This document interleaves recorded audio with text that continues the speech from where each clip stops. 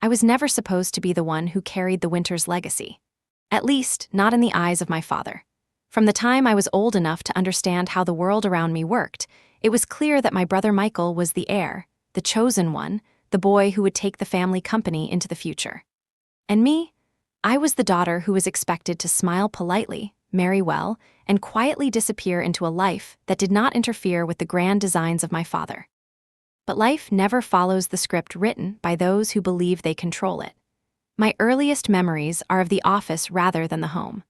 While other children spent their summers at camps or beaches, I was sitting in a corner of the Winters logistics headquarters with coloring books, listening to the constant ringing of phones and the clipped voices of executives rushing through meetings. My father believed in work above all else. He worked late nights, missed birthdays, and spoke to us in the same tone he used for his employees, clipped and commanding. There was no room for affection, only discipline and expectation. Michael thrived in that environment, or at least he pretended to. He basked in the role of the golden son, repeating whatever slogans my father used, shaking hands with business associates even when he was just 12 years old, and parroting ambition without ever having to prove it. I watched him and I watched my father's pride in him, but I also watched the flaws neither of them cared to acknowledge. Michael lacked patience. He lacked foresight. He lacked the ability to commit to anything beyond appearances. By contrast, I built myself quietly. When I was old enough to work, I begged to join the summer intern program at the company. My father resisted at first, but eventually relented, perhaps thinking it would be amusing to let me file papers while Michael was being groomed for the future. Filing papers became organizing records. Organizing records became analyzing contracts. By the time I finished business school, I understood the inner workings of the company better than most of the managers who had worked there for 20 years. But none of that mattered to my father. His tradition was rigid. In his mind, Winters and Company would be passed to his son. Bloodlines meant everything. Gender defined the future. And no matter what I did, no matter how many contracts I secured or how many clients I saved from walking away, I would always be a temporary placeholder. I was 24 when I officially entered the company after graduation. I remember walking through the glass doors that first day, my stomach knotted with equal parts excitement and dread. Most of the senior staff looked at me with polite skepticism. They knew me as the boss's daughter, not as a colleague. It would take years for me to turn that skepticism into respect, and I did it not through charm or connections, but through relentless work. I stayed later than everyone else. I answered the phone when no one wanted to. I reviewed contracts word by word, catching mistakes that would have cost us millions. I secured partnerships that seemed impossible. Every victory came at the expense of something personal. Birthdays missed. Friendships left behind. Relationships that wilted under the pressure of my ambition. But slowly, painfully, the company began to change. When I started, Winters and Company was a modest regional logistics firm, constantly struggling to keep up with competitors that had deeper pockets and larger fleets. Within a decade, I transformed it into a national powerhouse. We expanded routes, integrated cutting-edge technology, and built partnerships with corporations that once dismissed us as insignificant. Our revenue skyrocketed. Our name became respected in an industry that once ignored us. By the time I was 36, Winters and Company was valued at $75 million, and everyone in the industry knew who was responsible for that growth. Everyone, except perhaps the one person whose recognition I had craved more than anyone else. My father. He remained distant, critical, always quick to remind me of mistakes but never willing to acknowledge the victories. When he did smile, it was at Michael. When he spoke of the future, it was always Michael's name on his lips. And yet, Michael had contributed nothing but failures. He drifted from one venture to another, burning through money and leaving chaos behind. Restaurants, startups, real estate projects, each collapsed under his careless management. And every time, my father excused him. Every time my father gave him more money, more chances, more praise for trying. It infuriated me, but it also fueled me. Every late night I spent in the office, every sacrifice I made, was another brick in the fortress I was building. I told myself that even if my father never acknowledged me, the world would. That the strength of what I created would silence anyone who doubted me. There were allies along the way. Paul, our chief financial officer, who had watched me grow from intern to leader and recognized my discipline. He became not only a mentor but a confidant, quietly guiding me through the treacherous waters of expansion. Then there was Emily, my college roommate and later my closest friend, who became a lawyer specializing in corporate law. She drafted contracts for me, taught me how to look for loopholes, and reminded me that trust was a currency more valuable than any stock option. There were adversaries too, competitors who resented our sudden rise, journalists who speculated about whether a young woman could hold the weight of an empire, investors who whispered doubts behind closed doors. I learned to face them all with the same calm expression, the same measured tone, the same unshakable certainty even when I was trembling inside. Through it all, my father remained a shadow looming over everything. I did not work for him anymore, not really. I worked for the company, for the people who believed in me, for the empire I was building with my own hands. But part of me, the part I could not silence, still hoped that one day he would look at me and see not just his daughter but his successor. That day never came.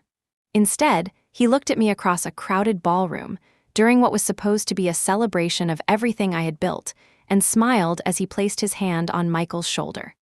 He announced to the world that the future of Winters and Company belonged to his son. In that moment, my world shifted. The applause erupted around me, glasses clinked, congratulations were offered, but all I could hear was the echo of his words. All I could feel was the cold blade of betrayal sliding beneath my ribs.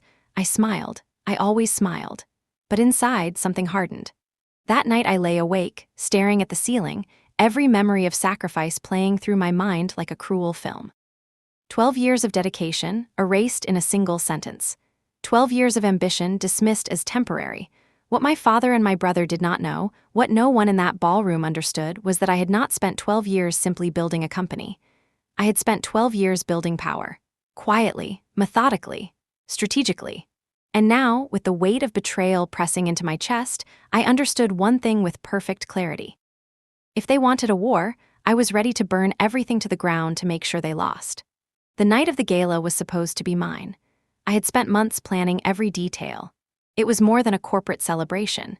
It was a statement to the world that Winters and Company had not only survived, but flourished. I wanted investors to see the scale of our success, employees to feel pride, and the media to understand that we were no longer just a family business struggling to stay afloat. We were a force. I arrived at the hotel ballroom early that evening, my gown perfectly tailored, my speech memorized. The chandeliers glowed above rows of glittering glasses, and the scent of roses floated from every centerpiece.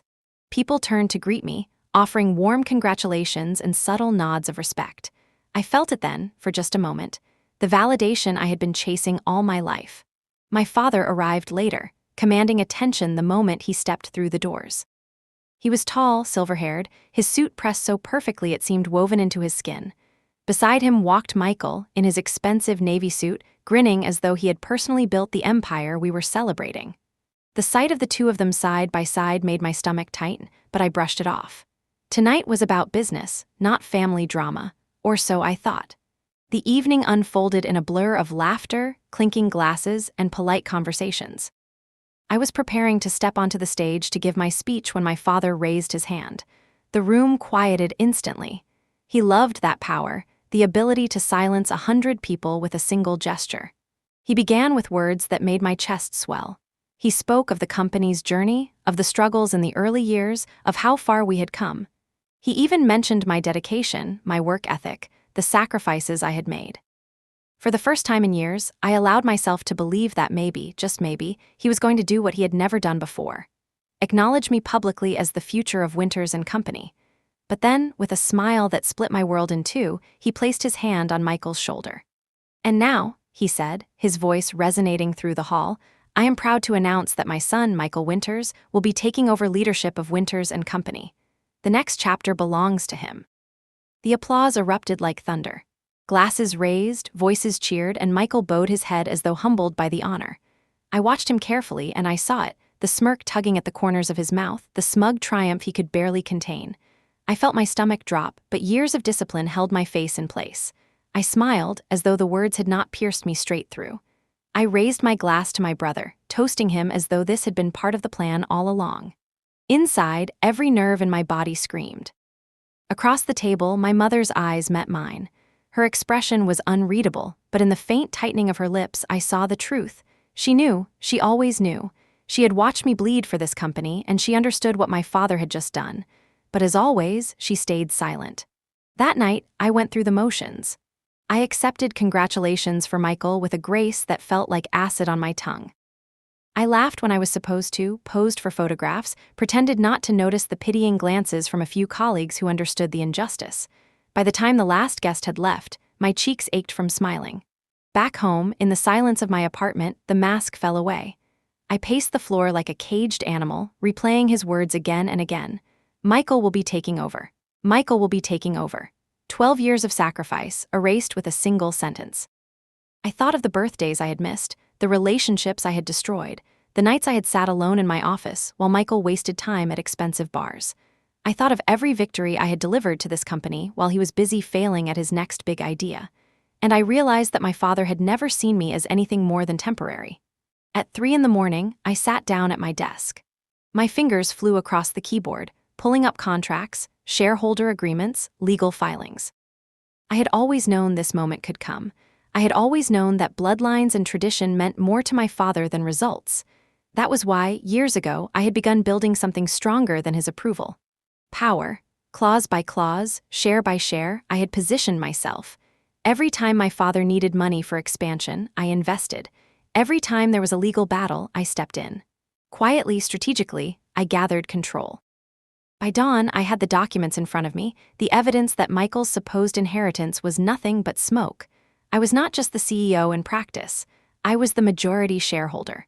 The following morning, I walked into headquarters as though nothing had changed. The building buzzed with whispers. News of my father's announcement had spread like wildfire. Employees looked at me with hesitant expressions, uncertain whether to congratulate me or avoid me. I gave them nothing, only the calm stride of a leader who would not be shaken. My office felt different that day. It was no longer simply the place where I worked. It was the battlefield where the first shots of war would be fired. I knew my father and Michael would come. I knew they would expect me to bow my head, hand over the reins, fade quietly into the background. They had no idea what was waiting for them. At 9 o'clock sharp, the door swung open. My father entered first, exuding authority as though he were a king walking into his throne room. Michael followed, his grin triumphant, his eyes glittering with the thrill of victory. "Clara," my father said, his tone calm but commanding, "I trust you are aware of the transition happening today." I leaned back in my chair, forcing myself to meet his eyes without flinching. "Transition is an interesting word," I said smoothly. "Yes, I am aware." "Good," he replied, nodding. "Michael will be stepping in as the new CEO. We will need you to assist with the handover. Help him become familiar with the operations before you move on." "Move on?" I echoed, feigning confusion. "I think you may be mistaken about something." My father's face tightened. He was used to my compliance, my ability to quietly accept his commands. He was not prepared for resistance. "Clara," he said, his voice low, "this isn't up for debate. The decision has been made." I smiled. Not the polite smile of the gala, but something sharper. "I know, Father. The thing is, you don't have the authority to make that decision."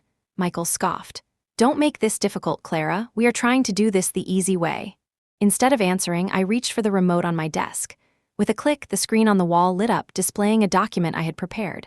The Executive Shareholders Agreement, signed years ago. My father's eyes narrowed. Michael frowned, shifting uncomfortably. "This document," I said, my voice steady, "states that any transfer of executive power requires the approval of all majority shareholders. And as of today, I hold 60% of Winters and Company." The silence that followed was suffocating. "That's impossible," Michael muttered, stepping closer to the screen. "Actually," I said softly, "it's very possible. In 2017, Father, you signed over 15% of your shares to me in exchange for my investment. In 2019, during the legal battle with the transportation union, another 10% was transferred under my name as collateral, which you never reclaimed. Combined with my original 35%, that makes me the majority shareholder." My father's jaw clenched. Michael's face was drained of color. He grabbed the paper I handed him, scanning it with trembling hands. You can't do this," he stammered. "Dad, tell her she can't do this." But for the first time, my father said nothing. Because he knew, he had underestimated me, and now it was too late. I stood slowly, letting the silence press into them. "I'm not firing you, Michael. I wouldn't want to force you into the real job market. But from now on, you will report to me, or you can leave." His eyes burned with hatred, but he had no words. My father finally spoke, his voice heavy. "You're making a mistake, Clara. The family should stand together." "Do you really want to burn this bridge?" I met his gaze without flinching. "You burned it the moment you chose him over me." For the first time, I saw uncertainty in his eyes. They left my office defeated, but I knew this was only the beginning. Betrayal does not end with a single confrontation. It festers, it spreads, it poisons everything it touches.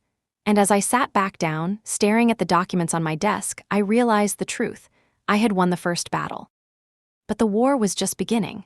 The morning after my confrontation with my father and brother, the air inside headquarters felt heavier than ever before. Whispers traveled through the corridors like smoke, curling around every desk and water cooler. Some employees avoided meeting my eyes, afraid to choose a side too soon. Others looked at me with quiet admiration, though they dared not say it aloud. I walked through it all with the calm stride of someone who knew exactly what she was doing, even as my pulse thundered beneath my skin. I understood that the confrontation in my office was not an ending. It was the spark that would ignite a war. My father and Michael would not walk away quietly. They had too much pride, too much ego, too much entitlement to simply accept what had happened. They would regroup. They would strike back. And when they did, I needed to be untouchable. So I began preparing the fortress I had always known I would need. The first step was to secure my allies. Paul, our chief financial officer, had always been more than a colleague. He had become a confidant, someone who had seen my rise and understood that without me, Winters and Company would have collapsed years ago. When I called him into my office that afternoon, he shut the door with deliberate care. "You knew this was coming, didn't you?" he asked quietly. "I did," I admitted. "I just didn't know it would happen this soon. My father made his move. Now he and Michael will try again, and harder. I need to know you're with me." His expression didn't waver. "I've been with you from the beginning. You've saved this company more times than anyone realizes. My loyalty isn't to your father or your brother. It's to the one who actually keeps this business alive." Relief flickered through me, but I didn't let it show. "Good," I said, "because the next few months are going to be brutal." From there, I reached out to Emily, my closest friend since college and now a corporate lawyer with a reputation for ruthlessness. She was one of the few people I trusted completely, not because she was incapable of betrayal, but because she owed me too much to even consider it. Years ago, when she had been on the verge of losing everything in a messy case, I had quietly pulled strings to protect her. She never forgot that. When I met her for dinner that week, she listened carefully as I explained the situation. Her eyes glinted with something between amusement and admiration. "So the prodigal brother swoops in to claim the throne," she said, swirling her wine, "and Daddy thinks you'll just hand it over like a good little girl. Predictable." "I've already stopped them once," I said, "but they'll come back. They'll use the board, the investors, the media. I need to make sure every angle is covered." She leaned back, her smile sharp. "Then we'll make it impossible for them to touch you. Contracts, filings, non-disclosure agreements, ironclad protections. If they try to move against you, they'll strangle themselves in red tape." Her confidence steadied me. With Paul handling the finances and Emily securing the legal ground, the fortress was beginning to take shape. But there were still more pieces to consider. My father's greatest weapon was not his authority inside the company, but his reputation outside of it.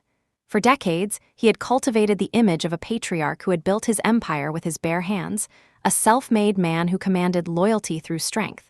Investors adored him. Politicians sought his donations. Journalists quoted his every word. If he couldn't defeat me in the boardroom, he would destroy me in the public eye, which was why I needed insurance. That insurance came in the form of Daniel Hayes, an investigative journalist I had met years earlier during one of our expansion projects. He had once been on the verge of exposing a scandal involving our competitors when I slipped him documents that turned his article into a career-making bombshell.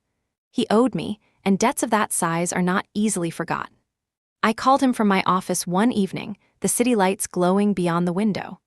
"It's Clara," I said when he answered. He chuckled. "I wondered when I'd hear from you again. What storm are you in the middle of now?" "The kind that's about to hit the front page," I replied. "I may need to give you something soon, something big. Are you still interested in tearing down myths about powerful men?" His laughter turned cold. "Always, just tell me when." The fortress was almost ready. But even the strongest walls crumble if there is rot inside, and I knew there was rot in my company. Some of the executives were loyal to my father, not to me. They had worked under him for decades and saw me as an interloper, no matter how many millions I had brought in. They would be the weak links, the ones my father and Michael would target first. I needed to flush them out before they could betray me, so I staged a test. At the next executive meeting, I presented a confidential proposal for a major expansion into new markets. I emphasized that it was sensitive, not yet ready for public discussion. Then I waited. Within 3 days, the proposal was in my father's hands. I knew exactly who had leaked it. I did not confront them immediately. Instead, I documented everything, building a quiet case of disloyalty that I could use when the time was right. If my father thought he could use his network against me, he was forgetting one crucial detail. I had been raised in the shadows of his power. I knew how he operated. And I was better at it than he was. At night, when the office was empty, I sat alone with the documents spread across my desk. Shareholder agreements, financial reports, legal contracts, personal notes. Each one was a weapon, a shield, a piece of the war I was preparing to fight. Sometimes exhaustion threatened to pull me under. Sometimes I wondered if it was worth it, if maybe I should have walked away the night of the gala and left the company to rot in my father's hands. But then I thought of Michael's smirk, of my father's hand resting proudly on his son's shoulder, and the fire inside me burned hotter.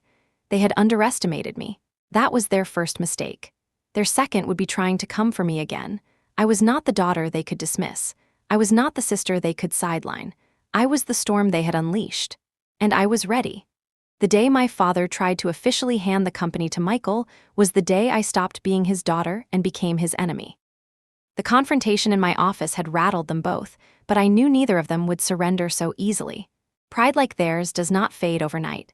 It festers, it twists into new schemes, and it always returns sharper. For weeks after the gala, the company moved with an unease I could feel in every corner. Meetings were tenser. Conversations stopped when I entered the room. Some executives leaned toward me with forced smiles, while others avoided me altogether. The air was thick with anticipation, as though everyone was waiting to see who would strike first. It did not take long to find out. One Monday morning, the board was summoned to an urgent meeting by my father himself. I received the notice only an hour before, as though they thought they could catch me unprepared. I walked into the boardroom deliberately late, my heels clicking against the marble floor, my expression unreadable. Every chair was filled. Michael sat at my father's right hand, grinning like a child who had just been promised a toy. "Clara," my father said, his tone clipped, "we were just beginning." "Then by all means," I replied, taking my seat at the head of the table. Not his seat, not Michael's seat, my seat. My father cleared his throat. "As most of you know, there has been some confusion regarding leadership. I want to set the record straight today. Winters and Company is, and always has been, a family business. It is time to ensure its future is secured under the rightful heir. Michael will assume the role of CEO effective immediately." Murmurs rippled around the table. Some nodded. Others shifted uncomfortably. All eyes flicked to me. I folded my hands on the polished wood and waited for silence. Then I spoke. "Interesting that you use the word rightful. Because as far as legality goes, the rightful heir is whoever holds the majority of shares, and that would be me." I pressed a button on the remote I had brought, and the screen at the end of the boardroom lit up with the shareholder agreement I had revealed once before. The room hushed. "This document," I continued, my voice steady, "was signed years ago when the company was restructuring. It requires the approval of all majority shareholders for any transfer of executive power. I hold 60%, which means no one can take this company from me without my consent." Michael leaned forward, his face flushed. "This is ridiculous. Everyone knows you manipulated those shares. You tricked Dad into signing them over." I tilted my head. "Is that what you tell yourself at night? That your failures are the result of my manipulation, not your own incompetence?" His fists clenched, but my father placed a hand on his arm to silence him. Then he looked at me, his eyes cold. "Clara, you may have the paperwork, but leadership is not just about contracts. It is about loyalty, about legacy. Do you truly believe the people in this room will follow you over me?" I let the silence stretch, watching the tension ripple through the executives. Then I smiled faintly. "I don't need them to follow me over you, Father. I need them to follow results, and my results speak for themselves." With another click of the remote, the screen changed to a series of graphs and charts. Revenue growth, market expansion, profit margins, numbers that had tripled under my leadership. "For 12 years, I said, my voice rising, "I have built this company from a fragile regional player into a $75 million powerhouse. I secured contracts you could not. I modernized operations. I brought in the technology that carried us forward. Every success we celebrate today is because of me, not Michael, not you, me. The room was silent, but I could feel the tide shifting. Several executives exchanged glances. My father's jaw tightened. Michael's smirk faltered. Finally, one of the older board members cleared his throat. Clara is right, the numbers don't lie. It was a small crack, but enough to splinter the illusion my father had tried to maintain. His authority was no longer absolute. The meeting ended without resolution, but the lines had been drawn. From that day forward, there was no pretense of civility. My father and Michael launched their counterattack with everything they had. They began with whispers, quiet doubts seeded among investors and senior staff. They painted me as ruthless, cold, ungrateful. They told anyone who would listen that I had betrayed my own family, that I cared more about power than blood. Michael, ever the actor, played the role of the wounded brother, sighing heavily in meetings, telling sympathetic executives how heartbroken he was that I had stolen his birthright. It would have been laughable if it were not so dangerous. Because perception, I knew, was as powerful as fact. And if they succeeded in convincing the board, the investors, the media, my legal control might not be enough to hold the company. They could make my position impossible, turning allies into skeptics until I was forced out. So I countered. I held an emergency meeting with the executives, standing at the head of the table with every chart, every statistic, every projection laid out before them. I made it clear that under my leadership, the company was thriving, and under Michael's, it would crumble. I challenged them directly.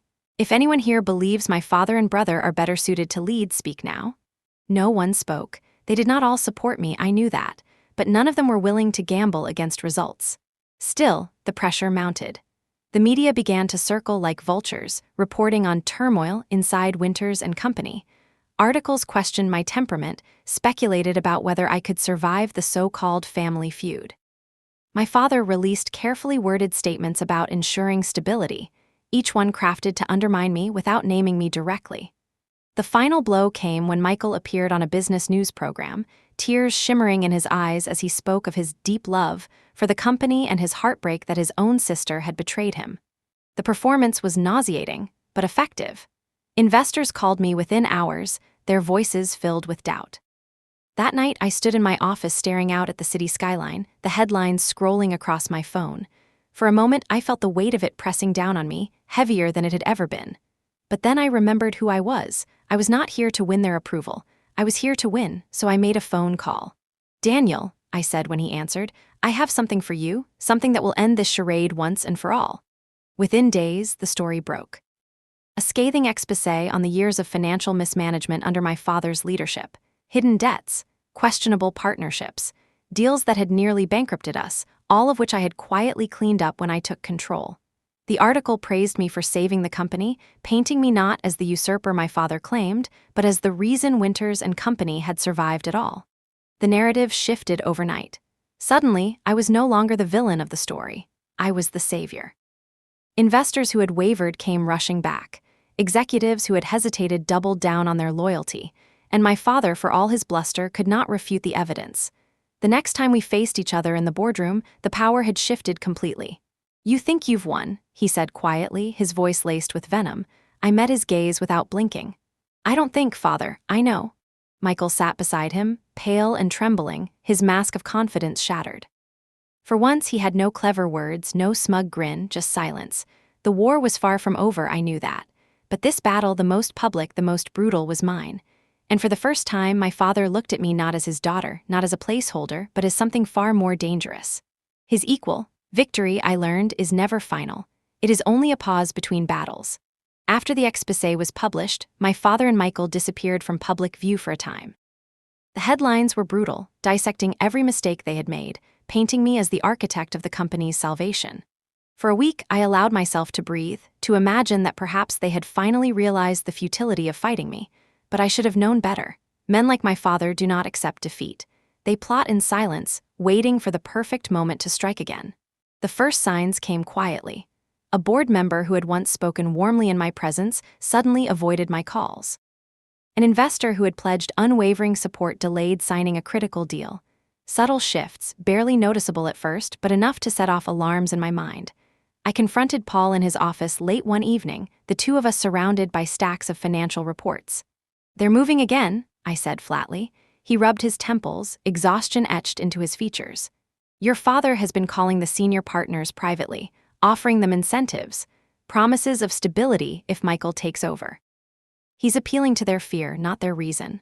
"Fear of me?" I asked. "Fear of what happens if this war continues," Paul admitted. "They don't want to choose sides. They want peace, and he's selling them the illusion that handing the company to Michael will restore it." I laughed bitterly. Peace through incompetence. They'd rather watch the empire burn than accept that a woman built it stronger than any man ever could. Paul said nothing, but the look in his eyes confirmed what I already knew.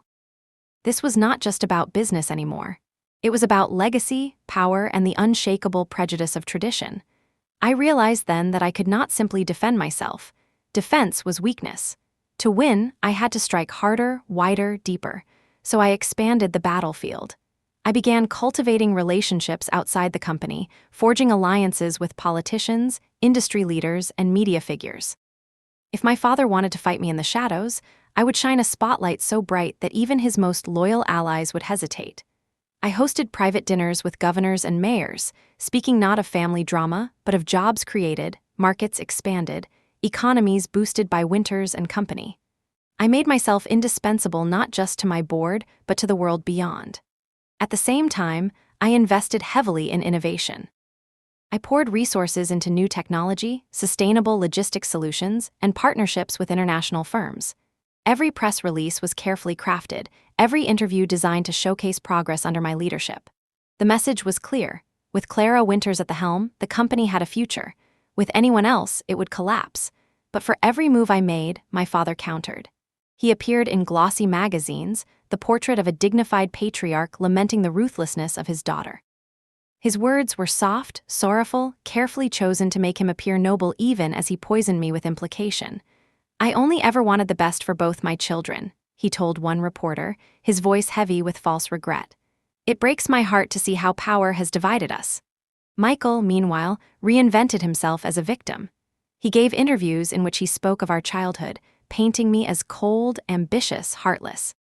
He cried on camera, his voice breaking as he described how I had stolen the company from him. The public devoured it.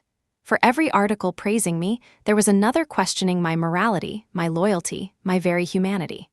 The hardest blow came from within. One morning, I walked into a meeting to find 3 executives missing. They had resigned overnight, their letters citing irreconcilable differences with leadership. By afternoon, rumors spread that they had been recruited by a rival firm eager to exploit our internal chaos. My father's fingerprints were all over it. I confronted him that evening in his penthouse. He greeted me with that same infuriating smile, as though none of this was war but merely a chess game he had already won. "You're destroying the company," I told him. "No," he replied calmly. "You are. Your stubbornness, your refusal to see what everyone else knows. Michael is the rightful heir. You could have stepped aside gracefully. Instead, you've turned this into a bloodbath." "Michael is weak," I snapped. "He has failed at everything he has ever touched. You know it, I know it, the entire world knows it. And yet you would rather hand him the keys than admit that I built this empire." His expression hardened. "Because it was never meant to be yours." The words hit harder than I expected, though I had known them all my life. I leaned closer, my voice low and cold. "Then you will watch as I take it piece by piece, until there is nothing left of your legacy but my name." He did not respond. He did not need to. The silence between us was enough to seal the truth. We were no longer father and daughter. We were enemies. Back at the office, the war intensified. Michael funneled money into smear campaigns, online articles, whisper networks that painted me as unstable. Investors grew nervous, journalists swarmed, employees whispered in hallways. I moved through it all like a general on the battlefield, every step calculated, every decision a weapon. Emily worked around the clock drafting new contracts, tightening every loophole. Paul monitored finances with hawk-like precision, flagging suspicious movements that hinted at sabotage. And Daniel, the journalist, continued to feed me information about the narratives being spun against me. Still, the toll was heavy. I lost sleep, my nights consumed by strategies and counterattacks. Friends outside the company drifted away, unable to handle the constant storm that followed me. My mother called once, her voice trembling as she begged me to make peace. I could hear the fear in her tone, the weariness of decades spent between a domineering husband and 2 children at war, but peace was no longer possible.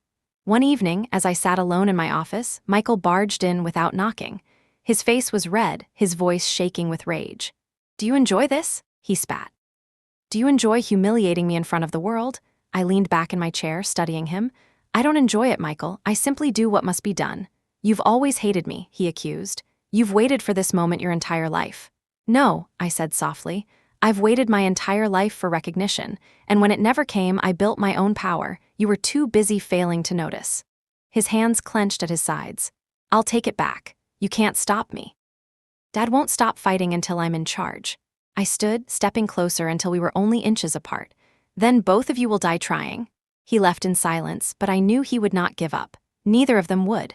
The war had escalated beyond anything I had imagined. It was no longer about who would run Winters and Company. It was about who would survive the fire we had unleashed, and I was determined that it would not be them. The storm reached its peak on a gray Thursday morning. I remember because the sky over the city looked like steel, heavy and merciless, as if the world itself knew something was about to break. For weeks, the attacks had grown more vicious. Anonymous reports accused me of fraud. Rumors spread that I was planning to sell the company to foreign investors. Anonymous letters were sent to employees claiming I intended mass layoffs. It was obvious these were orchestrated lies, but perception is a weapon as sharp as any blade. And for the first time, I felt the edges pressing too close. Paul called me late the night before. His voice was tight, urgent. "They're making their move tomorrow. Your father has called an extraordinary board session. He's bringing allies. They intend to push you out officially." I leaned back in my chair, staring at the documents spread across my desk. "Then tomorrow," I said quietly, "we finish this." I barely slept. At dawn, I dressed in a black suit that felt less like clothing and more like armor. My reflection in the mirror looked cold, unyielding. Not a daughter, not a sister, but a commander walking into war. When I entered the boardroom, every seat was filled. My father sat at the far end, regal as ever, Michael beside him, his face smug with anticipated victory. Around them were men I had known for years, men who had once praised my leadership but now looked at me with calculation, their loyalties bought or frightened into shifting. My father stood. "You're here today to vote on a motion of no confidence in Clara Winters. Effective immediately, she will be removed as CEO. The company will transition leadership to Michael Winters." A murmur of agreement rippled through the room. For a moment, I allowed the silence to stretch, let them believe they had already won. Then I rose. "You speak of no confidence," I said, my voice steady, "but confidence is built on facts, and the facts are these." With a click of the remote, the screen behind me lit up. Charts, graphs, documents, every piece of data proving the company's unprecedented growth under my leadership. I spoke with precision, detailing each expansion, each profit margin, each contract secured. The room shifted uneasily. Numbers do not lie, and they knew it. But then I delivered the blade I had been sharpening for months. While I was building this company into what it is today, my father and brother were doing something else. Another click, and the screen filled with documents. Emails. Financial transfers. Records of backroom deals and questionable partnerships orchestrated by my father, some with Michael's signature attached. Deals that had put the company at risk, hidden debts that I had quietly erased, alliances that could have destroyed us. Gasps spread through the room. My father's face drained of color. Michael paled, stammering incoherently.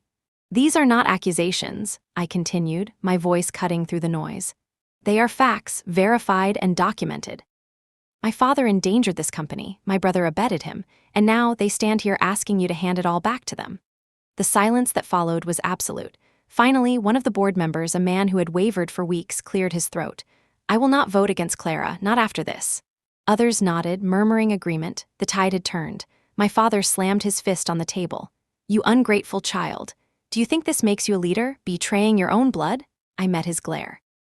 "Leadership isn't about blood, it's about results. You taught me that even if you never believed I listened." Michael pushed to his feet, his face red with fury. "You can't do this. You can't just take everything." I stepped closer, my voice dropping to a razor edge. "I'm not taking anything, Michael. I built this empire while you were busy failing at every venture you touched. I kept it alive when father's mistakes nearly destroyed it. I'm not taking, I'm keeping what is already mine." His mouth opened, then closed. For once he had no words. The vote was called. One by one, the board members spoke. Each name, each voice, each declaration of support fell like a hammer. When the final count was read, it was unanimous. I remained CEO. My father and brother were finished. They left the boardroom in silence. Michael's shoulders slumped, his bravado shattered. My father walked rigidly, every step a refusal to admit defeat, but I saw it in his eyes. The recognition he had never wanted to give me was finally there. I had outmaneuvered him. I had beaten him at his own game. And yet, as the doors closed behind them, I felt no triumph. Only exhaustion. Only the ache of years of struggle, of battles fought not just for power, but for acknowledgement that would never come. That evening, Michael stormed into my office one last time. His face was twisted with bitterness. "You'll regret this," he hissed. "You think you've won, but you've destroyed everything." "No one respects you, they fear you, and fear doesn't last." I regarded him calmly. "Respect, Michael, is earned, fear is maintained. Either way, I will endure, you, however, will not." He slammed the door and vanished from my life. Days later, my father called. His voice was quiet, stripped of the authority he had once wielded so easily. "I am retiring," he said simply. "I will sell my remaining shares. Winters and Company is yours now." There was no apology, no admission of defeat, only resignation. For a fleeting moment, I thought I might feel relief, but all I felt was emptiness. I had won. The empire was mine. But victory, I realized, is always bought with a price. The war ended not with an explosion, but with silence. After the final vote, after Michael's outburst and my father's resignation, the building that had once hummed with whispers of rebellion grew eerily calm.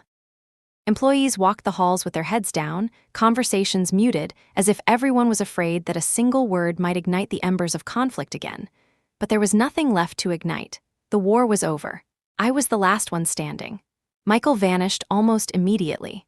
I heard whispers that he had taken the buyout I offered and fled the city. Some said he was planning another venture, others claimed he was drowning in bitterness and debt. I did not care to find out. He had been a ghost even when he was here, feeding on entitlement and illusions. Without my father propping him up, he was nothing. My father lingered longer, but even he eventually withdrew. His retirement was announced in a quiet press release, a few bland lines about stepping back to spend more time with family. The irony was cruel. He had sacrificed family for business his entire life, and in the end, he lost both. The day he sold his remaining shares, I watched the transfer documents cross my desk. The signature at the bottom was bold but shaky, a reminder that time had caught up to him. For years, I had dreamed of this moment, the day the company would finally, unquestionably, be mine. Yet when it came, I felt no satisfaction. Only a hollow ache. Because power, once won, does not soothe the wounds that drove you to fight for it. I threw myself into work, determined to justify the war, to make Winters and Company stronger than ever before. Within months, I replaced every executive who had doubted me, bringing in leaders who shared my vision. I modernized systems my father had once called unnecessary, expanded into markets he had been too cautious to touch. Profits soared. Within a year, we crossed the 100 million mark, a milestone that should have felt triumphant. But triumph is empty when there is no one left to share it with. At night, when the office lights dimmed and the city stretched out beyond my windows, I found myself thinking not of contracts or profits, but of the family dinners that would never happen again. Of my mother, silent and weary, caught between loyalty to her husband and love for her daughter. Of Michael, foolish and reckless, but still my brother once. Of my father, who had raised me with discipline but never with love, who had believed so deeply in legacy that he failed to see the legacy I had already built. One evening, nearly a year after his retirement, my father called.